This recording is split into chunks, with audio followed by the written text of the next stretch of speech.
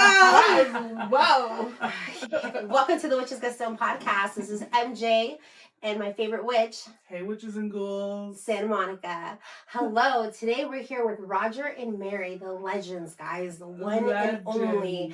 I'm still like, you guys don't understand that when we were taking a tour, we kept getting goosebumps. Like, we kept feeling spirits. We kept feeling like his friends were here still with them, hanging out. And the history. And the stories, the personal stories and experiences. I mean, there's nothing like it. Like, I don't think there's another life like it.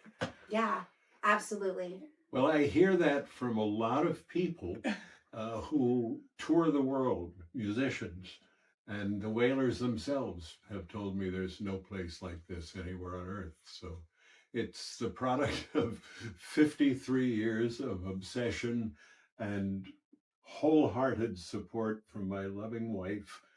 And we should start by admitting that Mary and I met 51 years ago, almost to the day. Oh my gosh! Happy anniversary! Yeah, we didn't know that. Happy anniversary! And we met on an acid trip in a pygmy forest in Mendocino under a total eclipse of the moon, celebrating the birthday of my Berkeley roommate at that time, Tim Page, who is the mad Vietnam photographer that Dennis Hopper plays in Apocalypse Now. And it was pretty much love at first sight. And we shared acid that summer quite a bit with Ron Kovic while he was working on his book with me called Born on the 4th of July. So that was one of the greatest summers of both our lives. I remember saying something at the time that I still agree with. I was in the middle of a trip and I turned to Mary and I said, "When I die, I want to come right back here." Oh my God. God. We did go back last summer. Yeah. Our last anniversary. We went back and we went to all of our favorite haunts, and including the house that we lived in, and found out that the people who live there now had the same landlady relationship that we did, which was very poor. And that was the bonding, you know? Yeah, it was great. We had a great time. It was really nice to go. There's something so magical about being among redwoods. Yeah, oh yes, they're my like healing and magicalness of the redwoods. They're like sentinels. Yeah. And I think we needed that. That was like our 50-year push. Now explain to them what the pygmy forest is. Yeah. Oh, well, it's not a bunch of pygmies. Right. But could be. But it is. The little people are real. So. It's an area that's kind of off the coast that is devoid of nutrients in the soil. So everything still grows because there's a lot of moisture. Right. But it grows short and distorted. So it's... Can you imagine that on... Have you never seen you guys did LSD or acid? That's what. Yeah. They're the same thing to us. Right, but when you guys first met, what did you guys do? Acid or LSD? I forgot. Well, we did acid that was called LSD. Yeah. Oh my God, I'm having a brain freaking fart. Wow, guys. Can you tell that I'm new to psychedelics? Can you tell? Because I totally am. Thank you. Same thing. Yes. Okay. Well, it's changed a lot. Acid has changed a lot, and we've actually tried to do a few trips in later 3 years. times in the past 10 years. And never had lift. For me, it was nauseating. I mean, literally. And Rodger didn't get off at all. And we're like, what happened to acid? Right. Yeah. Yeah. Nothing's the same as it used to be, unfortunately. But have you gotten like LSD that has worked? Yes. Okay. Yeah. Well, my first acid trip was with the purest Sandoz acid of all. I was in the Milwaukee Repertory Theater for a year, and I got to meet a lot of local Milwaukee artists and painters and heads, just as that term was coming into use. And you could still buy Sandoz acid direct from the factory in Switzerland, civilians. Yeah. So these guys would get, it looked, when they emptied it out on the table, like a 5-pound bag of confectioner's sugar. Right. And they had all these empty capsules, and they were sitting in this table for like 6-7 days with no sleep, just filling capsules and giggling their asses off. Right, having the and best. having the greatest time of their life. And I had never even smoked a cigarette, let alone a Right. joint. And they were having so much fun. I said, "All right, let me try it." And it was indescribable. Yeah. And I don't know how many thousands of mics I was ingesting, because it was like Right, they weren't measuring Yeah. it or anything. And they no, they were very just- unscientific. They must have had it through their skin. They Oh, were for getting absorbed, sure. of course. For sure. So that's the prelude to this story. I was reading poetry in schools with a one-man show called Poetry for People Who Hate Poetry. And there was a nun in downtown Milwaukee who took a shine to me, and she brought me in to speak like 3 times in the space of a year. And in the middle of that summer of '66, before acid was illegal, I get a call from her one afternoon, and she says, "Sister Corita." Do you know who that is? The renegade Catholic nun from Immaculate Heart. Yes. War is not safe for humans and other beings and stuff. Word art. Okay. You'd recognize her. Yeah, Okay. yeah. Sister Corita was scheduled 2 nights from now to be the banquet speaker at the National Catholic Art Educators Association. And she just canceled. Do you do banquets? Oh, sister, I kill at banquets. No, I mean, that's my métier. I'm great at banquets. Oh, thank God. Well, we're going to hire you. I'd never done a banquet in my whole life.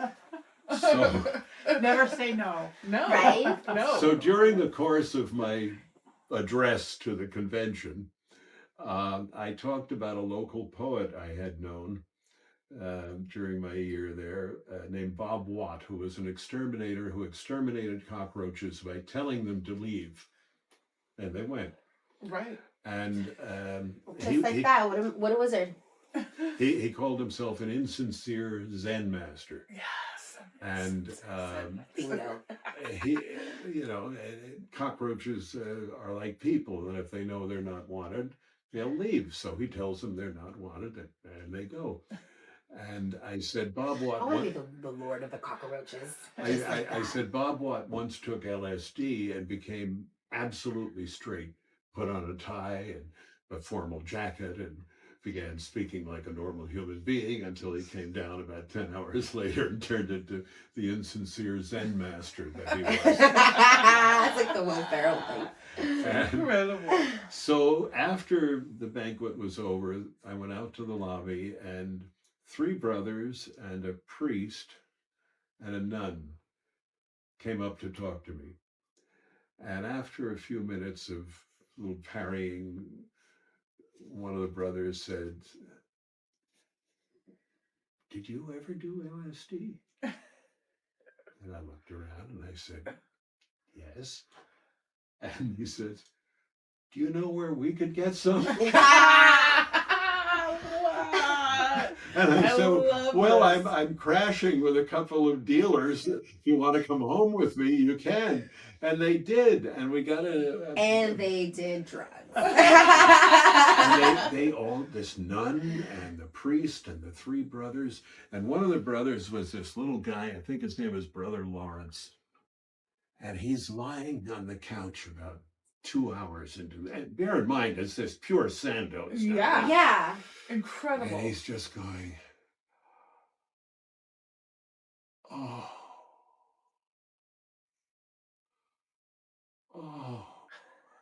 They go, "Brother, what are you doing?"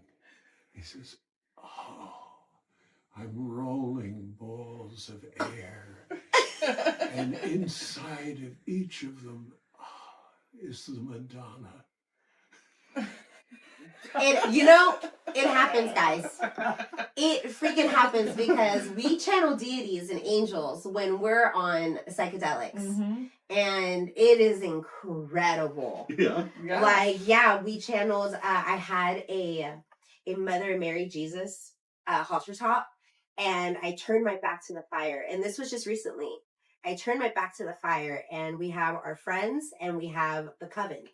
And I'm like, should I put on my Mother of Mary Jesus shirt right now? And out of nowhere, it goes, and the firelight goes, and then she goes, with all these sparks, and I was yes. like, Whoa. She's like, yes, you fucking should. are." Go put it on right now. And I turn around and I'm like, did I just see that? And everybody's like, yes. Wow. That was crazy.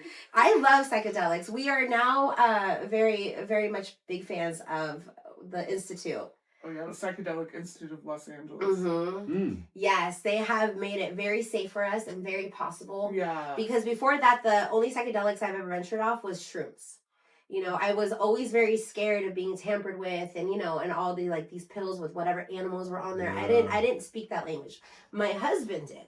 So he was a guide just like you were, and he was around and lived with the dealers just like you were. Man, he should have been here. He would have loved to meet you. And it's incredible, like everybody's experience. And I just love that he was seeing holy things to remind you guys that it's not the devil. Well, it's and not being a holy man negative, himself, and being right? a holy man himself, like that blows my mind.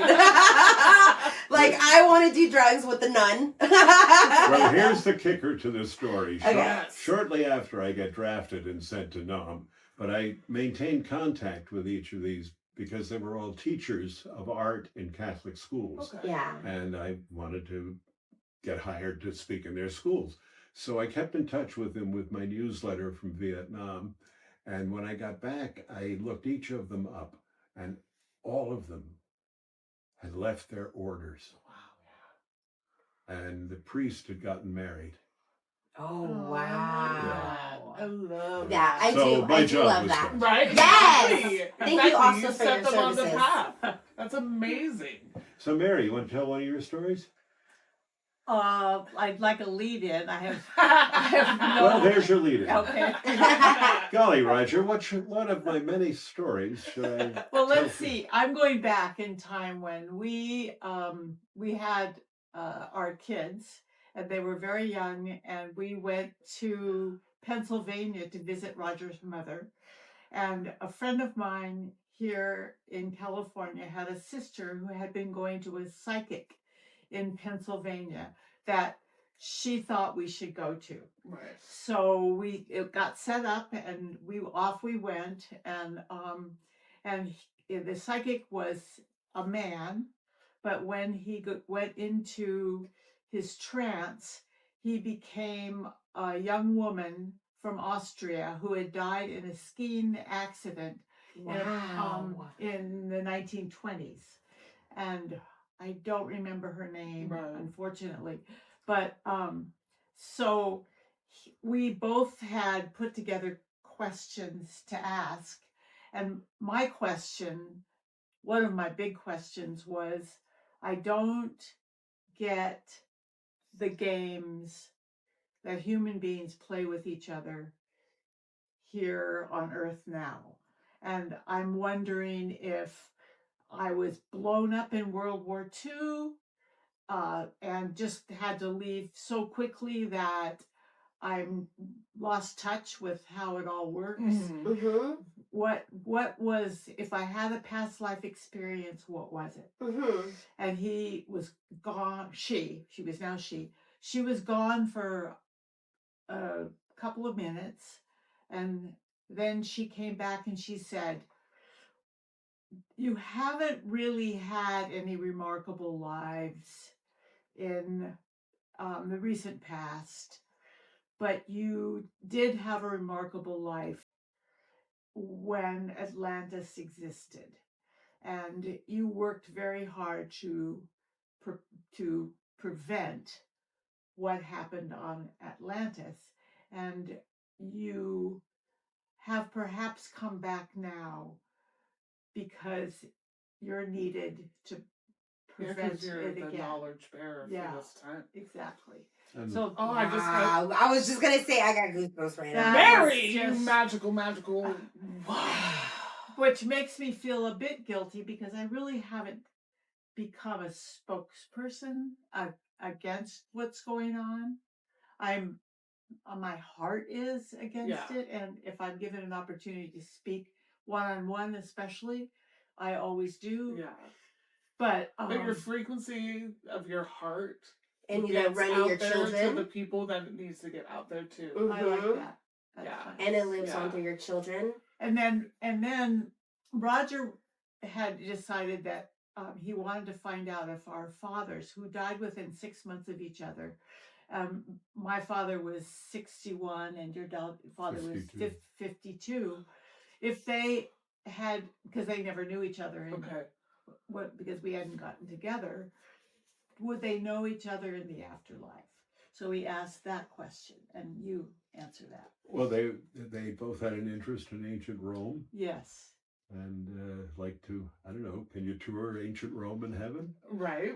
Yeah, So heaven is what you create. They go walking in ancient Rome. Now, we had never, ever discussed that both of our fathers loved to read Roman history. Okay. Wow. So the fact that she picked up on that was unbelievable. That's crazy. I love it. I love that, but that also like reminds you of how intertwined our ancestors are. Yeah. You know, like I know my ancestors love when they hang out with her ancestors.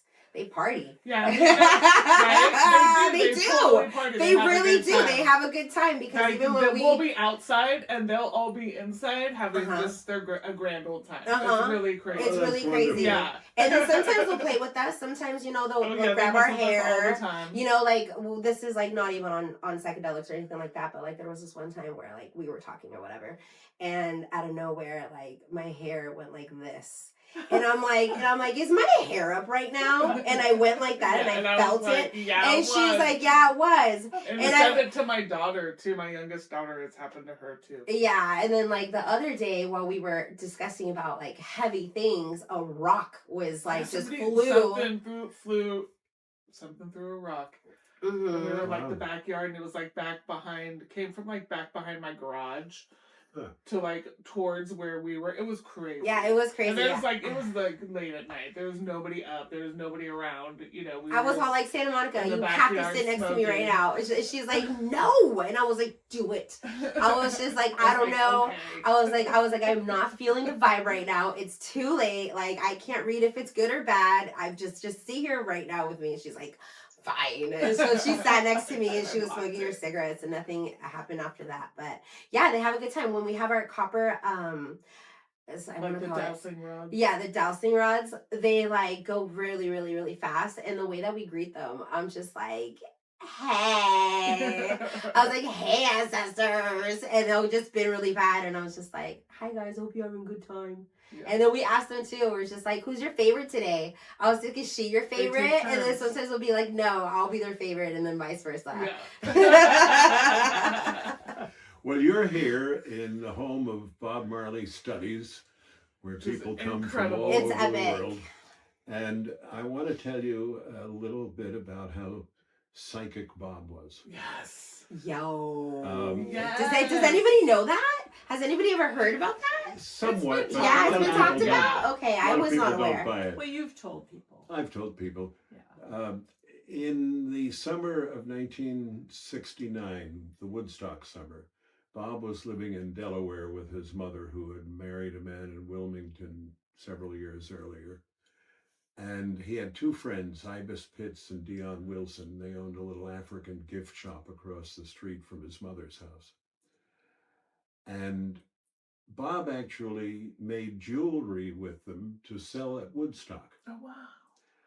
And while they were making the jewelry, Bob said, Dion said to Bob, "Oh, you know, you're going to be a big star. People are going to hear your music all over the world. And, you know, you're going to get very rich and everything and have a great life." And Bob looked at them and he said, "No," he says, "when I'm 36, I'm going to die." He was 24 at the time. Yeah. It's an odd thing for a young man to be thinking about. Yeah. He died at 36. Right, yep, he did. Yeah. So this is my latest book. I've done 8 on Bob.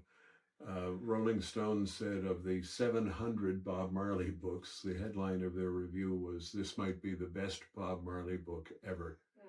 Called it essential and definitive. So it took me 43 years to research. Wow. It took me 15 years with a complete computer crash that took everything and I had to start all over again. Took me 15 Doesn't that hurts our heart because we've been there. 15 years to write. Wow. So in the prologue, I write about a man named Jeffrey Philp. Jeffrey Philp talked about meeting Bob for the first time at the Mona Heights Community Center in Kingston and reconfirmed them to me at a Marley seminar in Florida in 2015. He said, "When I got there, Bob was sitting under an acacia tree. I walked up to him, introduced myself, and he told me to sit down. This was the first time I had experienced Bob's so-called psychic ability because he began to tell me things about my life that no one else, not even my mother, knew about me. I still don't remember the details because I was in a state of shock. I just couldn't believe that anyone, upon meeting me within the space of 5 minutes, could have told me so much about my life." Bob, you fucking wizard. He was. Oh Stevie my God. Wonder is psychic the same way. There's a picture on the wall there of him talking to me, holding my hand, and So he always holds Oh, I your see hand that. when he talks to you. yeah. And he was telling me in that picture that when he met Bob in 74, he knew he was going to die young. Says, because I'm psychic and I could tell when I held Bob's hand, I knew he wasn't going to last long. So that I found fascinating to me. So many creative artists seem to have not just a knowledge of psychic abilities, Oh, of but course. a pursuit of them, They even have. if it's just instinctive. Well, Yeah, because they a have a lot of them mission. say that the way that they write the music or the songs, you know, that they Or pick it- channeling. they pick it out Mhm. from. The higher source. So many times people say it was a dream. I got up and I Yeah. Mhm. Yeah, absolutely. Yeah, or they'll just have like all of a sudden feeling of knowing, like a download that suddenly happens, and then they just do it. Yeah. You know, Like the gift of death, I have the gift of death and I don't like it. I don't like it at all. Like I foresee it. And it kind of sucks sometimes because there's little things that you know is the starting of the end. You know, and for example, it was like my dog, he had an ear hematoma, not a big deal. But the fact that there was always a miscommunication with like the vet or things would get worse or something was weird, I knew that it was the end for him. Yeah. But yeah, it's not a great gift. And also like I highly believe that all the artists, whether big or small, are here to give the message and to inspire other people. And they're more than just something to idolize. You know, and it's so great that you got to see the behind the scenes of seeing their psychic powers and sharing these experiences with them. Like, can we talk a little bit more about that? Like, for example, when you were saying that you were here in reincarnation of that time, I'm a sun child. So we have that in common where we come during the worst of times to help remind humanity of whether love, joy, or just being an inspiration to them. So even though you may not think you're carrying out your mission, you are absolutely carrying out your mission. You know, so never feel like that. Well, there's still time too. Like you could be there, you know. Yeah, you can get some things crossed off your bucket list that you may know? want to do. Like right now, you can take the platform and speak. You know, and you can take that time if you want to deliver any messages to humanity or anything.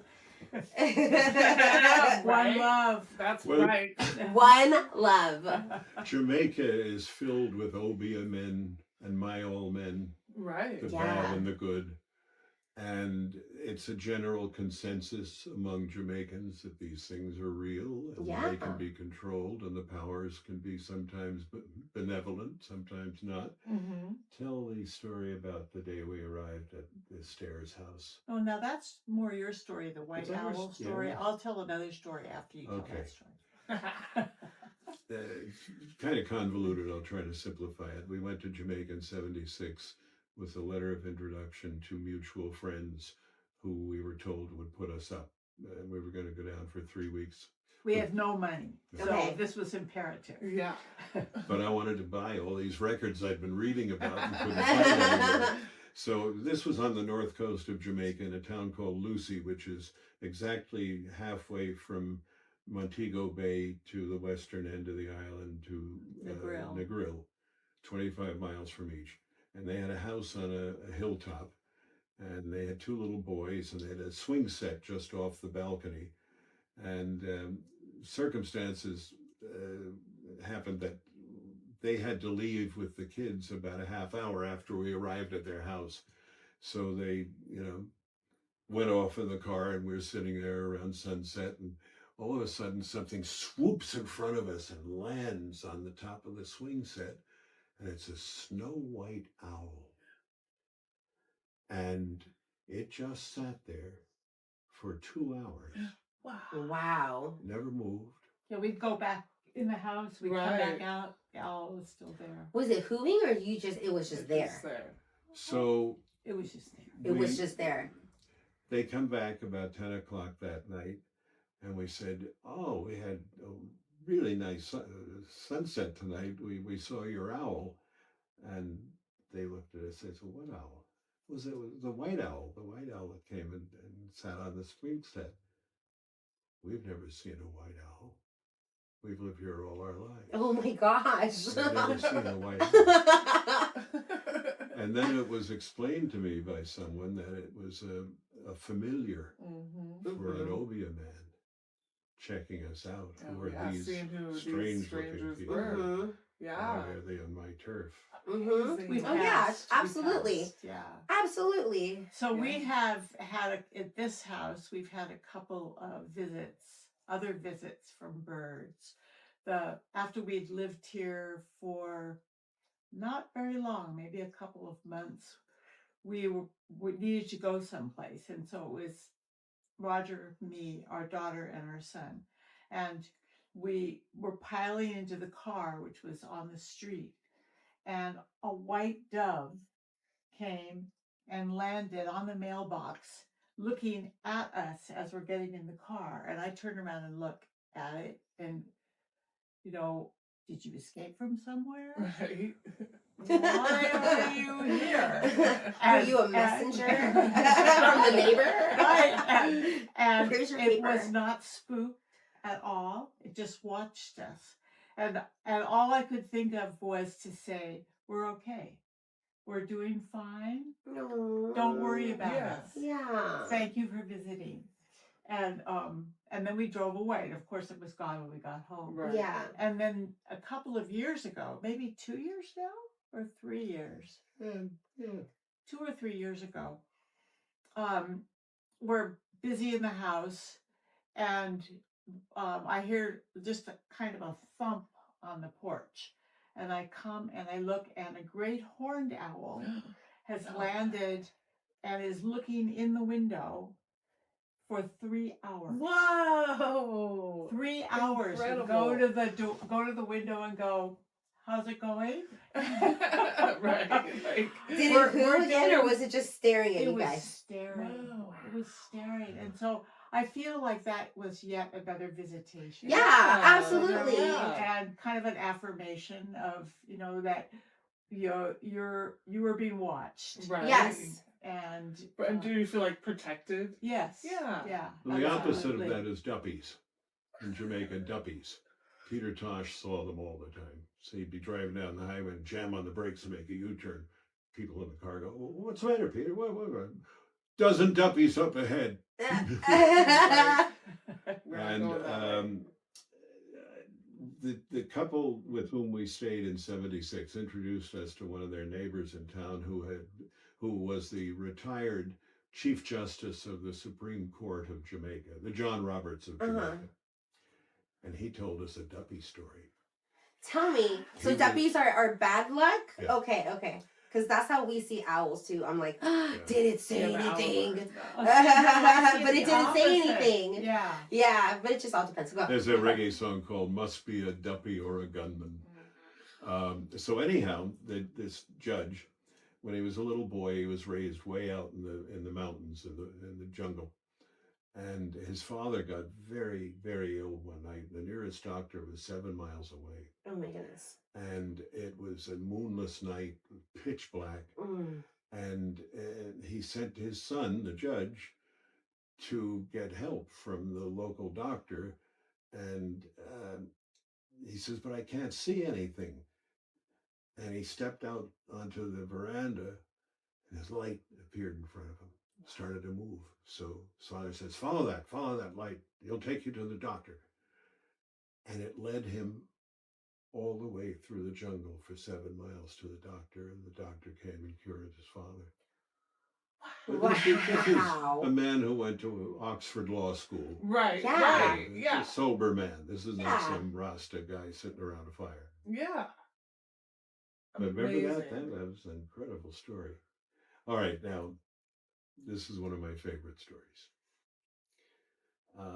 I toured the world for 11 years doing a one-man show on the life of Bob Marley. And a place I went almost every year was in Rochester, New York.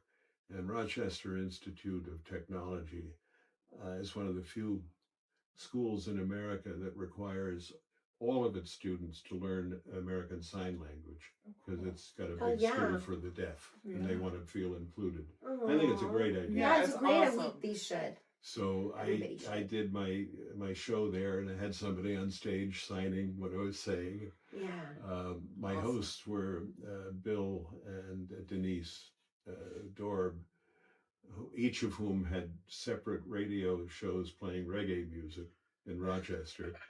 Bill was a black Jamaican, and Denise was a nice Jewish girl from Brooklyn. And so the show was over at 10 o'clock on a Friday night, and afterwards they said, come on, I'll take you out to dinner. And they laughed. They said, well, this is Rochester. There's nothing open at 10 o'clock on a Friday night. Right. And then Denise says, now, wait a minute. There's Mama San's, the Vietnamese restaurant. And Bill says, no, I don't like spicy food. I said, hey, Bill, I lived in Saigon for 25 months. The food's not spicy. Trust me. I lived on 62 Tran Hung Dao, right in the heart of Saigon. I ate in a lot of Saigon restaurants. It's not spicy. Trust me. So we get to the restaurant, and it's really jammed with people, and loud and fun. And we sit down for dinner. They have one table left, and the four of us sit down, or the three of us. And Mama San herself comes up to wait on us. And she's a middle-aged Saigon woman, or Vietnamese woman. And I said, Mama San, my friend Phil here is afraid that your food's going to be too spicy. And she looks at him and she goes, food too spicy, I shove fire hose down his throat. Sounds about right. I go, choy oi, which is Vietnamese. Oh my God, they're so adorable. Choy oi. She looks at me, she goes, you in Vietnam? I said, yeah, I used to live in Saigon on Tran Hung Dao. And she says, number 62. She remembered? No. Bro. And the three of us just went. That's incredible. In Rochester, Let me New tell York. you about Tran Hung Dao. Okay. Tran Hung Dao is about 18 miles long. It starts at the National Assembly building in the heart of downtown Saigon and goes straight south into the Mekong Delta through Cholan, the Chinese section. It's lined with 10, 12-story hotels that have been taken over as GI barracks, which would be the normal thing that she might have thought about. Yeah. If I lived in Saigon, I lived in one of the barracks. Yeah. 62 Tran Hung Dao was a long, narrow, 3-story Vietnamese apartment building on Tran Hung Dao. And it was right above Dispatch, the news agency that broke the My Lai story. Okay. And I lived in the apartment immediately above that with my first wife, Cynthia Koppel, who was a war correspondent. And it was almost all Vietnamese people living in this local apartment. So why would she associate me with that? How did she know how did that she number? know that? 18-mile long road. Yeah. She knew the number. That you lived on. Yeah. That's crazy. Incredible. I mean, Nuts. wow. I have 1 second really quick. Check that. And I do have a ghost story. Yes. Oh, ghost stories are my favorite. Okay, let's go. This is my grandfather Christopher Higgins' ghost story that he told What a me when he name. thought I That was is- old enough to handle it. Okay. He was born on Christmas Day in 1884 in Belfast. Wow. I just got And Ouch. It's going to be good. I hope I can remember the story. I got the basic details, but he was about 20 years of age, and he was dating a girl outside of Belfast, and he needed a hotel, and he got into a hotel. They had one room left, and it was at the very top of the hotel. It was kind of like an attic room, and in the middle of the night, he woke up, and there was a priest standing at the foot of his bed, who turned around and opened the drawer of the cabinet and pulled out a knife. And he watched him stab himself in the heart. Oh my gosh. And he fell back into a deep, deep sleep, only to be awakened in the morning by the maid. And he was so distressed by this, and the maid said, you know, you look terrible. Did you have a bad night? And he said, well, I guess it was a dream. I woke up in the middle of the night and this terrible thing happened. What? She says, well, I saw a priest kill himself. And the maid just turned white. And she said, you better sit down. She said, the reason we don't rent this room out, it's haunted. And he said, by what? By who?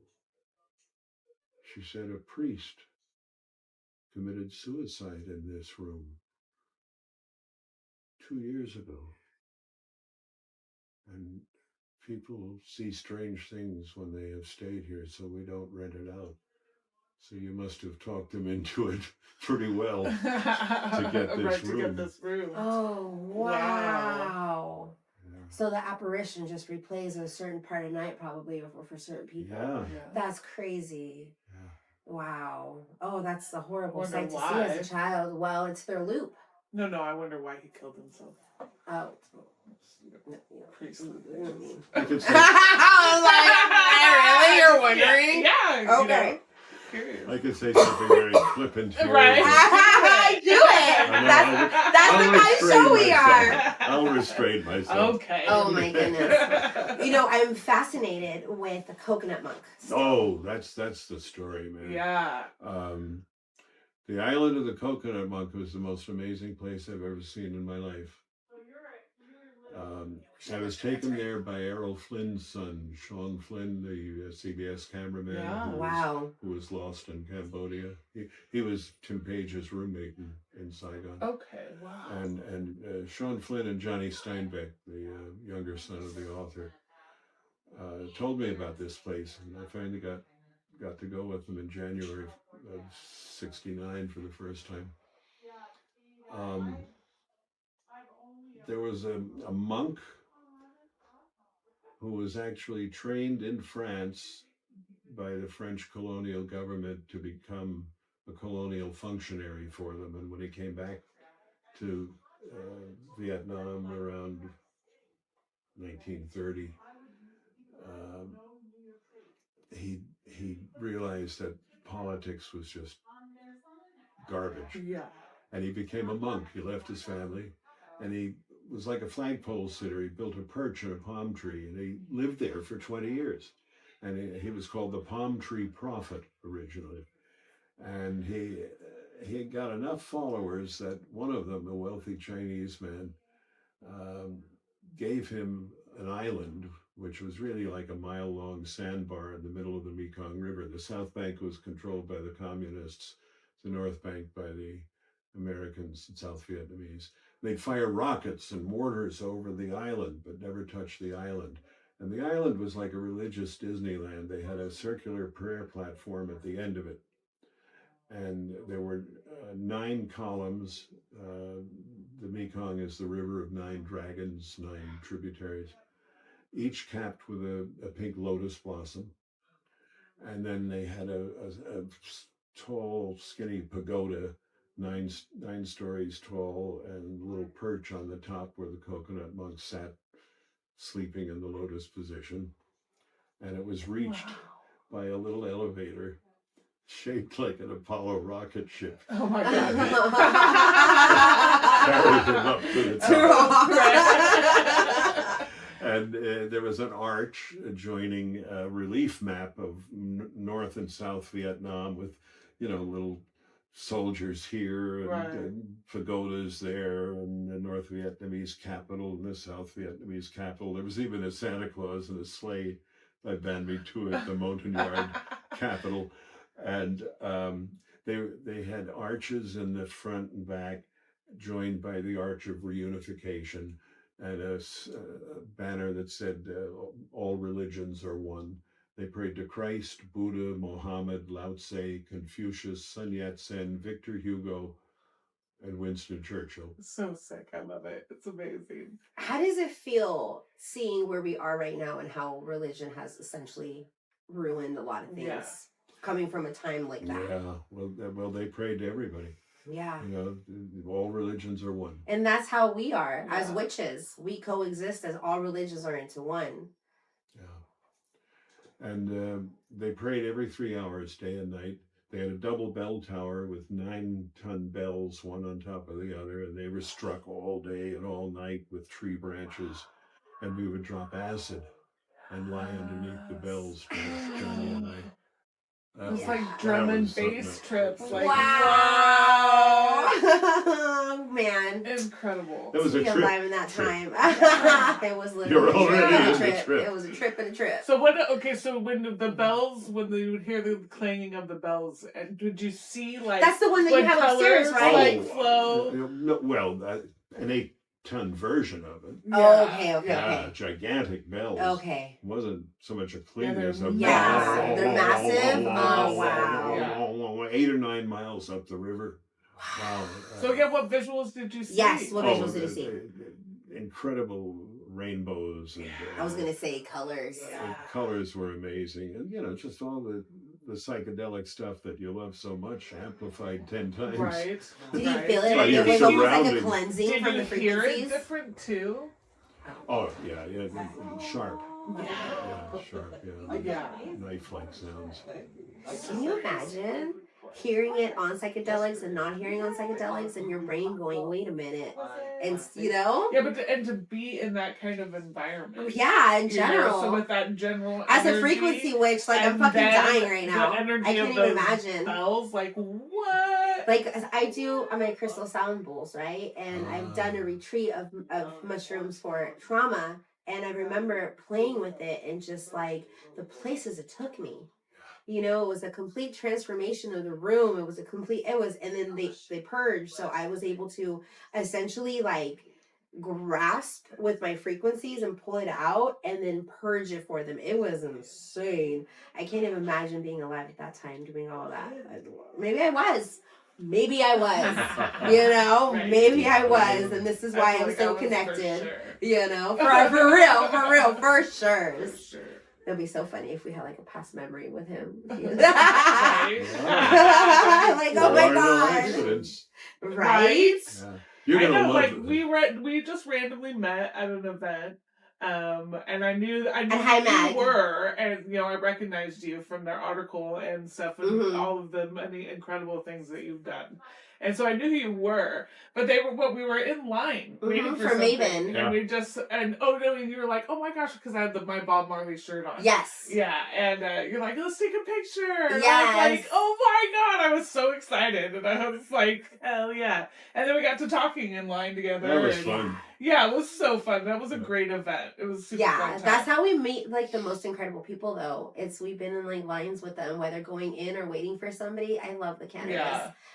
scene. Yeah. It's so amazing. And then when I was trying to take a picture of of pretty much the tables that were there, I loved the part where I was able to grab you kissing Mary from the top of the head. Yeah. And I had to so tell wild. you, I was just like, excuse me. It was so cute. I was just like, I was trying to get a picture of this, but I actually got this. So like, let me send this to you. So it was a great experience on how we met too. They're super people at High, aren't they? Oh, they're so Yeah, great. We I love love them everybody. so much. So good. Our friends are so amazing. Now, did you ever interview Woody Harrelson? No, we Mm, haven't. not yet. He's on our bucket list, Woody. You need to get high with the witches, bro, at the woods. I'm in Wag the Dog. I'm the announcer on the White House lawn when he announces that the United States exists in a state of war with the Republic of Albania. I love Wag the Dog is one of my favorite movies. You're right. Okay, so that wasn't the only monk though you met in your travels. You said you met a hunchback monk as well. Oh, the coconut monk is the. Oh, the coconut monk is the hunchback. I thought it was somebody else because I saw his pictures and I was like, I don't see a hunchback on him, but he must be in a different position. Did he have any wives or any children or anything like that? He had a family he left when he became a monk. Oh, nice. Yeah. I think his son was living on the island for a while. Oh. Yeah, they put him in prison after the war. Right, of course. Basically died under house arrest. Oh man, that's sad. Okay, so how was it raising a family and doing acid? Well, once we had the kids, there weren't a lot of opportunities to do acid. Yeah. Okay, all right. Yeah, and I did it on my 70th birthday. Nice. Okay. That was interesting. How was that? How was it stepping back into that realm with so much time? It was fascinating, and I have a dear friend named Dr. Dread, Gary Himmelfarb. He founded Ross Records. Okay. A reggae label, Yeah. and he's just a pricelessly funny, amazing man. And Dr. Dread has one of the original 7 theremins made by Mr. Theremin in the 1920s. You know the theremin. Yeah. And he was promising for years to take some of the dub tracks from his reggae albums and mix them with a theremin. And on my 70th birthday, I'm sitting here looking at some of my old photographs to see how they would strike me on acid. And the doorbell rings. So I put my clothes back on and I went to the door, and it was the mailman. And it's a copy of Theremin and Dub by Dr. Dread. And I put that on and watched these psychedelic pictures that I took and listened to this music. And Mary came home and she says, all right, I got to get a picture of you right now. So there's a picture of me. And it's in his autobiography, and the only picture of me in the book is tripping on acid. The first time I heard Theremin and Dub. Yeah, Theremin and Dub, that's crazy. And then it just came to your door then. What the heck? Perfect timing. Perfect It timing. always is. Yeah. Like, you know what's so crazy? So when we do our trips, we don't really go too much into the research of the date. We just sometimes we're like, hey, like for example, she was like the 13th. Let's see what's going on the 13th. And then we'll look on the calendar and it happens to be like a new moon or a full moon or something like that. But then it becomes something larger. It becomes this whole planetary shift, this whole energetic field spike that we're just like doused in and like in one with. And we come out of it like, holy shit, that just happened? And then we find these astrology videos of where they really get into detail of like which planets and everything like that. And I text her and I'm just like, bro, wow, what are the chances that was literally the day of releasing?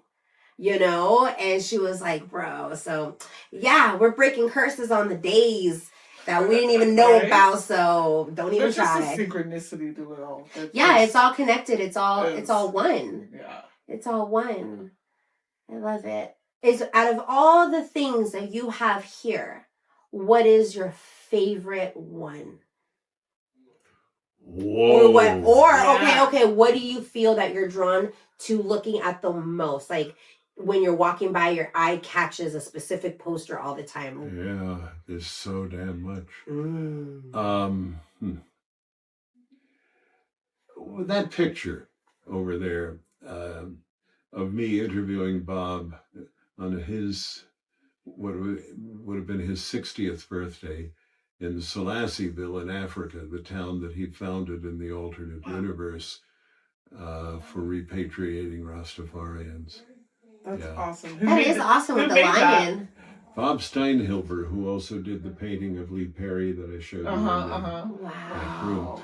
And that's based on this Scientific American cover up here from 2003, Infinite Earths in Parallel Universes Really Exist. That's Scientific American, not science fiction. Right. Yeah. Yup. So I went to the alternate universe and interviewed Bob about singing at Obama's first inauguration with Aretha Franklin, the King of Reggae and the Queen of Soul side by side, and talked to him about.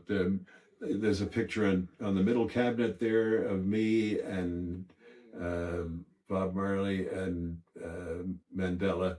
That's Bob singing his Free Mandela anthem to him when Mandela got out of prison. All these things we wish he could have lived to do. Yeah. That he could have and that he would have, right? Yeah. Amazing. But what was his energy like? What was Bob's energy like? Was it just... Oh, it was loving. It was serious. He was dreadly serious. Yeah, he was very serious. You know, I've only got a small time here. I got to make the most of it. You know, what are you doing to make this a better world? But he liked to laugh too. Yeah. But I mean, the weight, whenever he was back home in Kingston, there were lines all the way out the front door or through the yard out into the street of people coming to beg money, and he helped everybody. His business manager had to co-sign the checks, so he knew where Bob's money went. One day, the guy came and he said he wanted to start a coconut palm oil company. And Bob wrote him a check for $10,000. Right off the bat. When he left, Colin said, "Why'd you do that, Bob?" And Bob said, "Oh, I've always wanted to be in the oil business." Oh, I love that. And coconut is especially so sacred. We use it a lot in the community. That's crazy. I love that. He gave away, he made $30 million in his lifetime. Yeah. And he gave almost all of that away. Yeah. I love that. And Chris Blackwell, who owned Island Records, said he thought Bob supported 4,000 people a month. And his business manager, Colin Leslie, said no, much more than that. Wow. Much more than that. What an incredible human. I wish more people that are that fortunate and have that kind of money. I don't think he ever owned a gold chain in his whole life. Yeah. Yeah. Exactly. I wish there was more of that. I don't want to see the jewelry on you or on all that, fancy stuff. Like I want to see like what you do behind the scenes, and those, I mean, those of us who are into that whole Bob Marley world, know about those, but it's still not like generally known. Yeah. What an amazing, incredible man he really, really was. With all of his faults, because he had many, right? Like, no one's perfect. Nobody's perfect, but yeah. I mean, the worldly temptations are there. And his message is incredible. Yeah. Oh, speaking about the messages, let's talk about the message that we heard today about "I Shot the Sheriff." Oh yeah. Oh, okay. So, there's a fascinating woman named Esther Anderson who lived with Marlon Brando for 7 years. And after that, for 3 years, with Island Records president Chris Blackwell, she gave Chris money to found Island Records. Oh, wow. So she's the co-founder. And then in the early 70s, she took up with Bob Marley. She shot the back cover of Catch a Fire and the interior sleeve cover pictures for Burnin'. And she told me, she wrote, "I Shot the Sheriff." And it's about birth control. I said, okay, how does that work, Esther? And as I said, she's the fastest talking human being I've ever met in my life. And this is what she said. Well, Bob is very proud of his powers of impregnation. And I've been going with him for a month, hadn't got pregnant. He wanted to know why. I said, well, Bob, I'm not going to get pregnant. I'm on the pill. And he got very upset. And that's where the line, every day I plant the seed, but you kill it before it grows, comes from. And the sheriff is the doctor. Yo, did you guys hear that? Did you catch that? I don't know. I wasn't there. I love it, right? So listen, my dear, dear friend Packy Malley has just arrived. He's an Irishman. He's bound to have a ghost story. Yes. Oh, let's bring him in. Yeah. Take your time. Bring him in. I love that. Does he need a smoke? He's cool. I'm like, that doesn't mean anything. Santa Monica. Yes. My name is Packy. Hi, Packy. Hi, Packy. I'm MJ. MJ. Yes, nice to meet you. Packy Malley. Yes, so we are the Witches Packy of Stone podcast, and we like to talk about supernatural and spooky little stories and stuff. And he said, "I have a friend that just came over, and I know he has great stories." He's Irish. He's gotta have a ghost story. Nobody has a sad ghost story more than the Irish. Right. Ah. The Wailing Sailor. I wrote a paper as a little second grader about a ghost. This story that scared the hell out of my grandmother. So my mom's dad died when she was real young. So my grandma was raising the kids and just her, But anyway, she came home one night and heard men's voices in her house and was scared to death and kept creeping along the outside of the house trying to look in the windows and couldn't really see anything. And eventually she makes her way all the way into her room and she left the TV on. Oh my God. That's the very short version. Well done, little Mally. So where do you ladies live at? I live in Long Beach. And I'm in Costa Mesa. Oh, we were there last night. Nice. Oh yeah, what were you doing? We went to a reggae concert last night at the OC fairgrounds. Yeah. Very cool place. It's one of That's where I saw Steel Pulse. We have gone for the first last time. 21 years to one of the reggae shows during the fair at the fairgrounds, and this is the first year that we're not going. Yeah, but we are gonna go to Reggae on the River though. Yeah, we're gonna go up to reggae now that they brought it back. We're gonna go back. Wow. So this is I don't even know how these dominoes started falling, but I was I heard about the show last night, and then there's the show at the Hollywood Bowl on Sunday, tomorrow. And then there's that really big show at Red Rocks on Wednesday. On Wednesday, that's right. Are you His going to birthday. that? Are you both going? In I think it was 2 days ago or 3 days ago. So I'm just all this is just lining up perfect. Right? And then boom, you're meeting the witches at the podcast. That's crazy. So we just got here and we're gonna be here till we fly out on Wednesday morning really how early. fun. So it's great to catch up. We go way back. Yeah, he was letting us know. Yeah. This is just a lot of fun. Yeah, I love the fact that you're in Peace Corps, by the way. Honestly, I tried to be in Peace Corps when I was younger, and I had aspirations to maybe be like a doctor or, something like that. And then I started small, and I was at Greenpeace, as just the person outside, the mall was trying to get signatures and stuff like that. And when they were telling me this was a 5-year ladder, I was like, dang.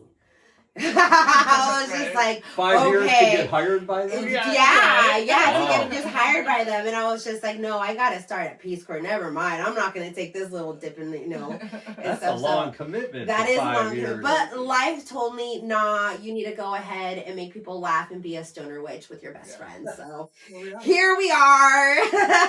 Being stoner witch instead of doctors, saving the world. I talked to them about duppies in Jamaica. Did your people in the village believe in duppies? We never really had that conversation. No. That's a good question for me to bring up. Yeah. Definitely. Because they're a very superstitious culture in Jamaica. But it's a lot different than what a lot of people think it is. A lot of people think everyone's a Rasta and all that. there's as many Catholics down there as there are Rastas. Oh yeah, yeah, I believe that. Yeah. And there's hardly any Catholics. You know? It's like 2%. Because I looked this up at one point. Okay. But by and large, it's like 80% Christian. And like every meeting, every car ride, every airplane on it, someone's got to get up and talk a long prayer Right. for everything. I mean, you gotta bless the flight. Yes. You know, you gotta Yes. tell the spookies to go away, and they're Yes. not welcomed on the Right. flight. You know, Out. out. I don't care what he did. Out. I wonder how much the people really do, still believe in the Derpies and like all that stuff, and They're it's just African. not talked about. A lot of African people. Oh yeah, Cultural remnants. Oh yeah. Mhm. I mean, just in the language, you know. Yeah. Yeah. Like Well- the picnic dem, Mhm. you know, the kids. Well, you told me you had like 3 months of patois training and you still couldn't understand them? It was terrible. Yeah. I mean, all the training was out the window. I mean, Right. I'd go on these farms that like the 3 farmers are told to go work this field, and I'm like, I can't understand a word these guys are saying. They're just He's like, you're over here. and they talk really low. Yeah. You know, Oh, really man. quiet. Yeah, man, you know, blah, blah, blah, blah. But if I go up to them and I really say,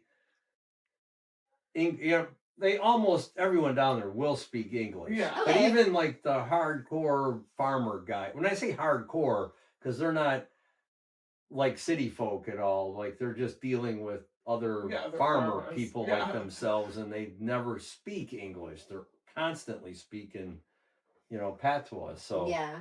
their English is hard to understand, but I can, we'll get Maneuver. Yeah, you through. can get Mhm. those. You know, but- yeah. But it's wild. And so I remember one time I was just laying down. I was at a beach, and these 2 Jamaican guys were like just a couple feet behind me, and carrying on like this long conversation. And I was just fascinated listening to their language more so than what they were saying. Yeah. I Yeah. was like, that's cool. It's so cool. It's so cool. It's super interesting. Mm-hmm. Yeah, I would be like totally laying there listening to it. Just being like, what? Yeah, So what what's did they your use that word for? your podcast? So we're So- Witches Get Stoned podcast. So we get stoned and we interview people and we share supernatural experiences as well as shared gifts that we might have. We were talking about how he's Bob Marley as well as CB Wonder had the sense of death and the gift of death. And that's something that they we were both share. psychic, And they were basically. both psychic and stuff Yeah. like that, and how we just like to educate people that we're all gifted, and we're trying to take the taboo label off of it, as well as the being afraid to talk about it. Mm-hmm. Because we all have these wonderful stories where we have either purged, released, or have been in contact with the divine in some sort of way. So we're here to freaking talk about it and bring Yeah. those stories out, and stories that are not really talked about. I mean, you can only ask the same question so many times. Where you can get 1,000 interviews and it's like the same basic questions over and over and over. Yeah, and you hear the We same are thing we are over not and here over. for that. We Yeah. are here for, stories that have never been told. So we were talking about everything from the coconut monk as well, and that was really fun. And he has a bunch of spiritual pictures that are like indigenous, and we want to get more into that. And Yeah, with the Aboriginals. yeah, and I want to know the history of the smoky quartz with the feather that I saw over there. Oh, That yeah, is on the essentially wall, on the protecting wall. your whole space. Like, where did that come from? Which one? The crystal quartz It's a that's crystal with quartz, feathers. and it has the That feathers. was made for me by an Indian in Colorado. Wow, It's let's talk gorgeous. about that. Why did he say to you, "I sense you need this," or how was that story? That's a Excuse me long one time. second. Yeah, Kim needs to be down here. That's the one. Bring who needs Kim. to- Yeah, bring him if you guys want to trade. Bring him. Thank you for coming. All right, is this the Yeah, mic? that's on, Oh, yeah. there it is. We would have microphones too, but our app refused to download, It's not so having any of it. we're just gonna bear with it. Well, we project. Yeah. So, Yes.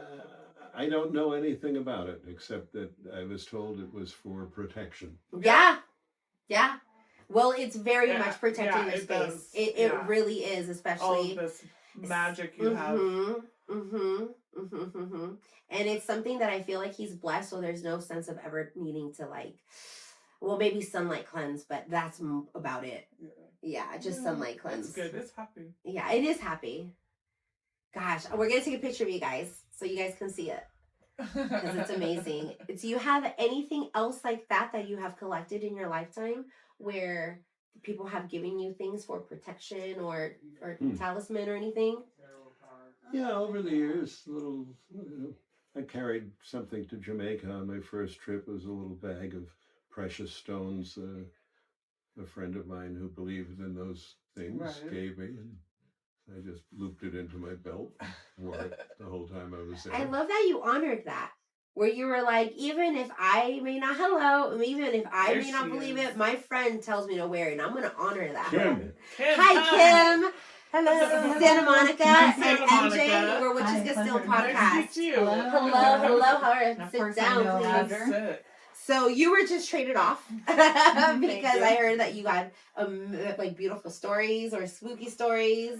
We talk about like supernatural, you know, those kind of things. Any things that you have weird synchronicities. Yeah, any ghost stories that you have encountered or want to share, or just well, spirituality has always been entwined with the supernatural for me. I've had. Oh gosh, I didn't know I was going to be doing this. No, you're totally fine. No, And this is how we are. It's just laid back. Super informal. We're super informal. With his laid back, we're just having conversations. I've had some wonderful synchronicity type of experiences at different times in my life when I've been on spiritual paths and learning and developing my confidence about how to believe in myself and how to understand Shadow work. Yes. Yes. A lot of shadow work. Shadow work. How to understand if I am on the correct path. And I've had some wonderful experiences with learning everything I could learn about the way that the natural world interacts with us on a spiritual way. And I always believed that birds were sort of messengers for me because we were just talking about birds. Yes, we were. Yeah. Let's talk about it. I went through a long period of time where during my prayerful meditation walks, I would ask for some sort of sign. Sign. Yeah.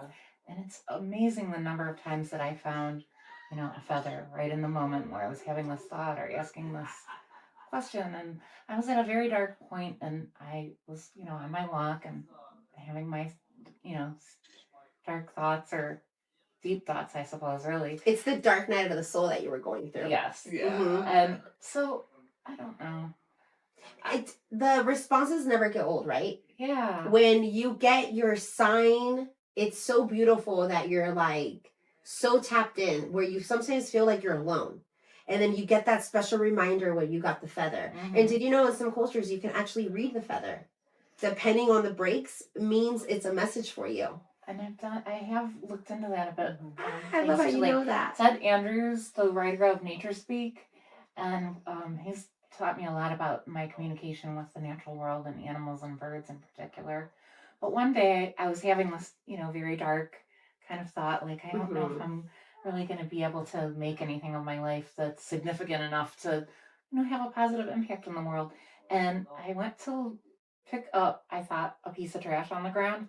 And when I picked it up, it was actually on like parchment paper, and it was a poem, and it was all about how important each person is to the grand scheme of everything. Wow. Like, I'm thinking I don't matter. I'm thinking I don't know where I'm going in life or what I'm doing, and am I even on the right path? And then I found that. And then you found a piece of poem. And I just thought I was, being a do-gooder by picking up trash. Right. No! I was like, this is so significant Did you keep for me it? right Do you now. still have it? Yeah, I have. Perfect. I put it on my altar for years after that. It was just such a perfect synchronicity. That's what we were just asking to remind me of that. Right? We were just having a similar conversation with Mary, actually. Yeah. Wow. Yeah. So I was telling her the message of like, don't ever feel like you're not doing enough. Because you just being here is already doing enough, because you're already, like, I'm pretty sure impacting the people around you. And even if they never say it to you, you are. Like, we just got told that we inspired Tosh, and we can't wait to interview her in July. But she was telling us that we inspired her to create her own magic and, go on to her own business. And we never thought that we were gonna ever Yeah. inspire anybody in that way. So she does like art, and she created cards. And we got one, like, and it's we put it in our personal And she has, spiritual like, space. Fun Oh, cannabis that's messages. marvelous. And Yeah. yeah. We were like, no way, this is incredible. Yeah, Like, it is incredible. And it's just like little things like that even if I never would have heard that in my whole life, just to know that I'm doing that behind the scenes. Oh my God. Yeah. That's incredible. So I'm sure you And being able impacted to so tell many these people. stories, like it gives people more of the opportunity to recognize them. Yeah. And to take the opportunities to do that inner work And not to be able afraid to of receive it. those messages. But mainly not be afraid of those messages, because a lot of people are afraid of it, like so that's amazing. Do you want to share anything else? Well, I've been on a path of learning for a number of years about different ways of scrying and relating with the natural world. Whether it be feathers, whether it be just synchronicities like we've talked about. And I'm currently learning about working with my crystal ball, which I've had for a number of years, but it was very intimidating for me. And I feel the same is. with the obsidian mirror. In my culture, we had our crystal ball's obsidian mirror. So I feel you on that. How is your journey? It's going well. Like, I think it was part of what we talked about, those shadow work. I needed to believe in my own abilities before spirit or whatever it is would really come out to play and let me see things and be able to interpret them without just being like, wow, that was cool, but what does it mean? Right. Yeah. It's funny because like when you learn Reiki, then you learn like there's like certain energy symbols that like correspond in there, or like throughout all different energy creations and like all that stuff, but like from all parts of the world. Do you have moments like that? Do you see things like that? Do you know? I think that's why I find sacred geometry so fascinating. Oh, yes. Yeah. Because when I first was on my path, I would have all these visuals, I guess, for lack of a better term, during my meditations, but I had no idea what they were, what they meant. I just felt like, this seems more, it's not just something that's in my mind. It seems like a thing. And so then when I first heard of sacred geometry and started to learn about that and read about that, I was like, okay, now it's really starting to click for me that this is truly another form of communication. It really is. It really is. They say that all the answers in the world is in a pine cone, because of the whole geometric shape of it. And we use it a lot to clear and absorb, actually, for the witches. And I feel like doing psychedelics have really broken the barriers and being able to see the geometric patterns of the world. And each psychedelic, each different mushroom has shown us a different pattern on a different realm, I feel. They're wonderful teachers. Yeah, so I have, because it's peeling, I just got it, but I was using the sacred geometry for the hummingbird because I also do frequency healing. So it's fascinating. I'm so glad that you came here, actually. So oh my gosh. Like, I want to be your best friend. Let's go.